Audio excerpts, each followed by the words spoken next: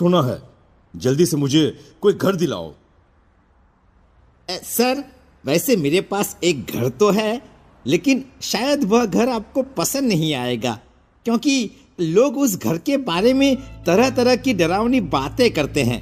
वो हॉन्टेड है। देखो, मैं इन सारी बातों पर यकीन नहीं करता। तुम बस मुझे अभी व्हाट्सएप पे उस घर की तस्वीरें भेजो। मैं थोड़ी ही देर में तुम्हें कॉल करके अपना फैसला बता दूंगा, ठीक है?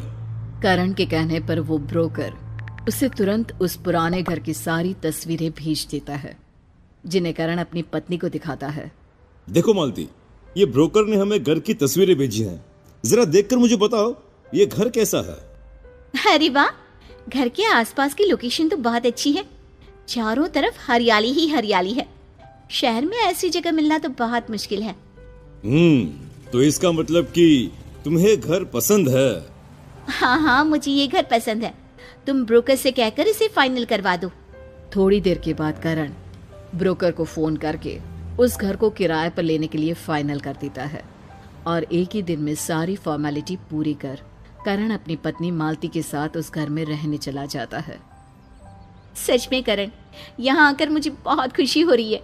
मैंने तो सोचा भी नहीं था कि इस भीड़ भाड़ वाले शहर में हमें इतनी अच्छी जगह मिल जाएगी। पर एक बात समझ में नहीं आई, इतनी अच्छी प्रॉपर्टी खाली कैसे है? जगह तो अच्छी है, पर ब्रोकर कह रहा था कि लोग इस घर के बारे में कुछ डरावनी बातें करते हैं कि ये घर हॉन्टेड है। शायद इसीलिए आज तक ये प्रॉपर्टी खाली है। आई होप कि तुम्हें कोई परेशानी नहीं है। कम ऑन करण, हम नए जमाने के हैं। इन बेकार की कहानियों में कौन यकीन करता है आज के टाइम में। हमारी किस्मत अच्छी थी जो हमें इतने कम किराए पर ये घर मिल गया। दोनों पति पत्नी उस घर में सेटल हो जाते हैं। एक दिन मालती बालकनी में खड़ी कॉफी पीते हुए बाहर के नज़ारे का लुत्फ उठा रही थी। तभी उसे 4 लड़कियां अपने घर के गेट के पास दिखाई देती हैं, जो उसकी तरफ देख रही थी। आंटी, हमारी फुटबॉल आपके आंगन में चली गई है, जरा हमारी फुटबॉल दे दीजिए ना। मालती फौरन नीचे जाती है और उन लड़कियों को फुटबॉल दे देती है। उन चारों लड़कियों के चेहरे पर एक अजीब सा आकर्षण था।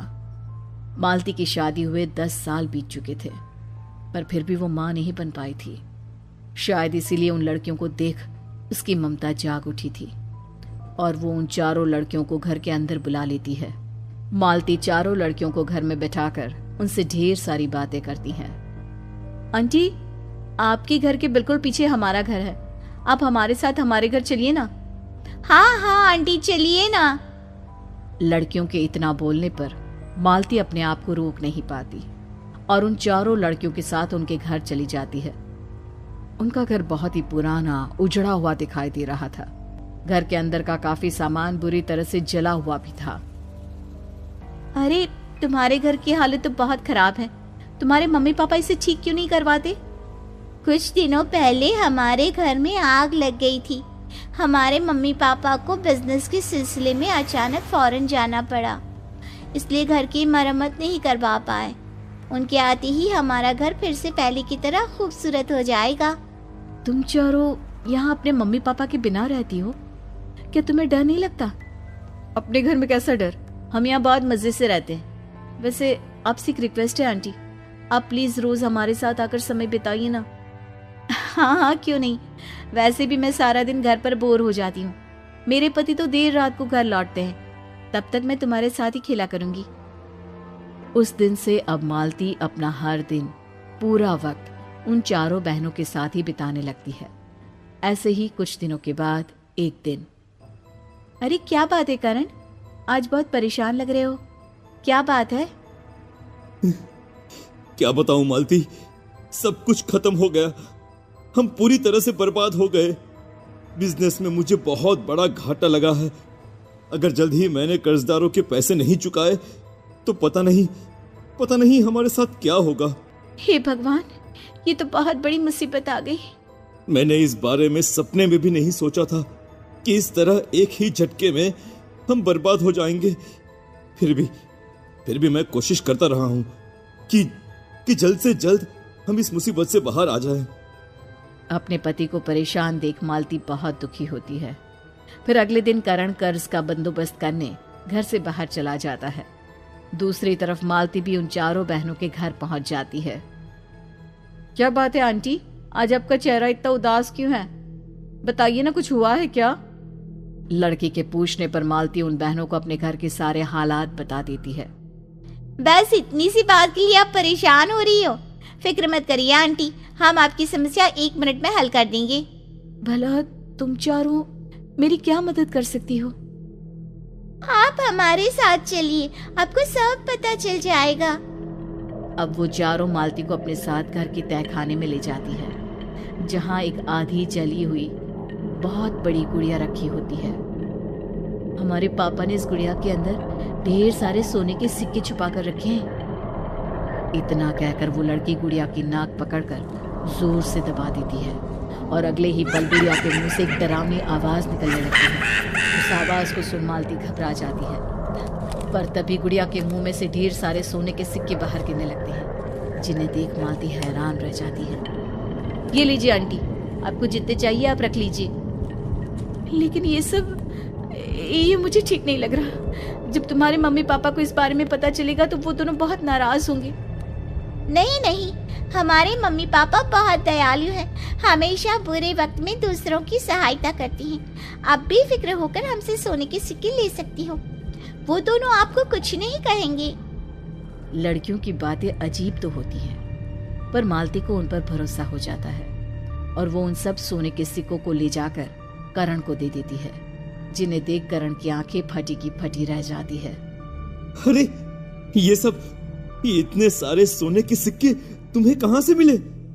अब मालती करण को सारी बात बताती है, जिसके बाद उन सिक्कों को बेचकर करण अपना सारा कर्ज चुका देता है और साथ ही एक नया व्यापार भी शुरू करता है। सब कुछ ठीक हो जाता है और इसी तरह दिन बीतने लगते हैं। तभी एक सुबह जब मालती सोकर उठती है तो अपने आप को आईने में देख उसकी आंखें फटी की फटी रह जाती है।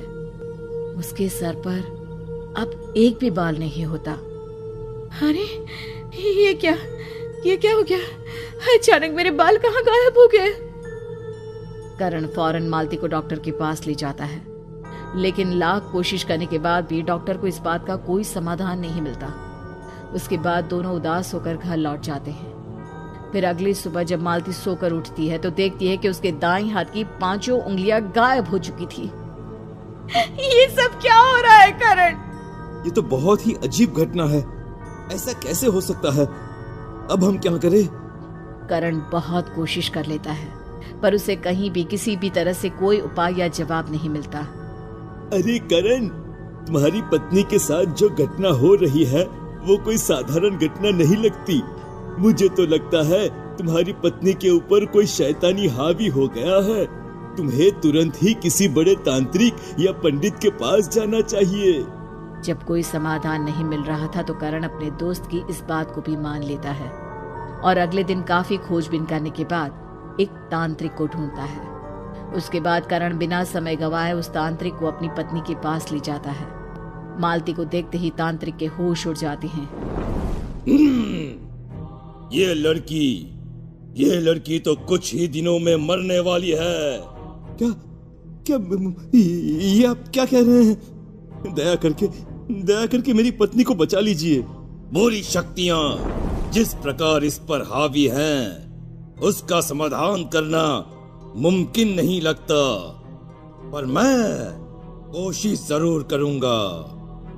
अब तांत्रिक हवन शुरू कर अजीबोगरीब डरावने मंत्र पढ़ने शुरू करता है।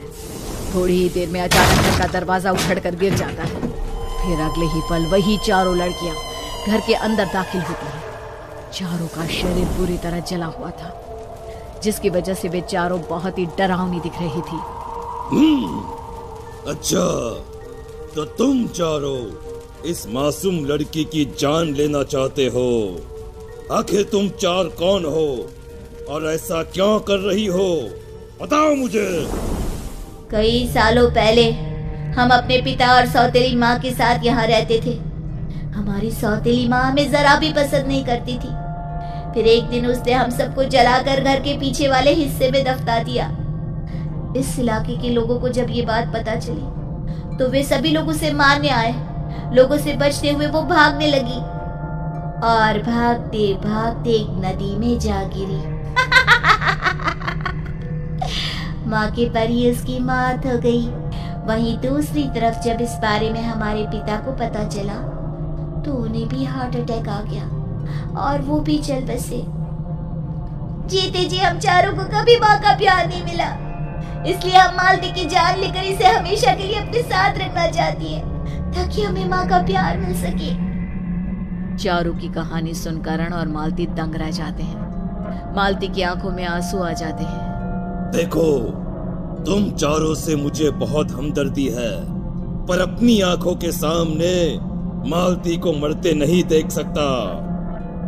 उसके बाद तांत्रिक और करण दोनों घर के पीछे वाले हिस्से में जाकर गड्ढा खोदना शुरू करते हैं। थोड़ी देर के बाद उन्हें चारों लड़कियों के कंकाल के कुछ अंश मिलते हैं, जिसे तांत्रिक कुछ विधि के साथ अंतिम संस्कार करते हुए आग दिखा देता है और उन चारों को मुक्ति मिल जाती है और मालती की जान बच जाती है। पर उसके साथ जो घटा होता है वो दोबारा